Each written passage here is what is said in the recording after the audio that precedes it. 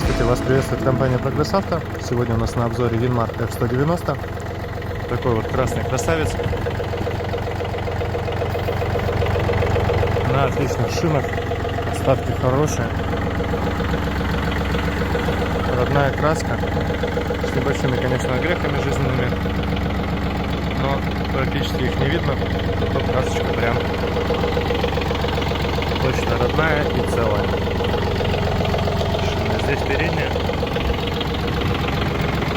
Собственно, также остаток хороший, без вопросов. Немножко подсыхает, но ничего страшного в этом нет. Задние шины очень зубастые, очень лохматые. Здесь вообще без нареканий. Также вот у нас состояние, собственно, пластиковой окраски. Все целенькое, все очень приятно и хорошо выглядит. Родное сиденье, естественно. Козыречек, прошу прощения, рама под козыречек для его крепления. Трехточное навесное устройство на 190-м нашем Winmarчике установлено с гидрорегулировкой горизонтального наклона, что упрощает нашу с вами жизнь. Фреза по ножам. Остаток в районе 60% точно есть. Дизайн маровская. Наклейки на ней почему-то не сохранились. Я думаю, она в районе 1,40 м по ширине. По правой стороне шина задняя, также вообще без нареканий, очень и очень большой остаток. Ну и, собственно, никаких вопросов по рассыханию. Перед я уже показывал абсолютно идентичное состояние в левой стороне. Собственно, по правой стороне по кузову все целенькое, все хорошее. Очень и очень приличный сохран. Что у нас есть в кабинке, собственно? Регулировка горизонтального наклона, там пультик открывается, не буду сломать на морозе. Естественно, автозаглубление, положение фрезы.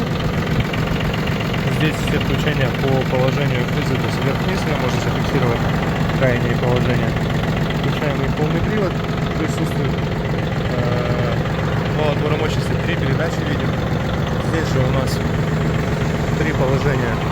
Повышенная пониженная коробка, повышенная пониженная передача и 4 положения основной коробочной передач. Также под рулем у нас прячется с вами переключатель реверса, соответственно все эти передачи можно включить как вперед, так и назад. 552 моточаса наработки мы с вами видим.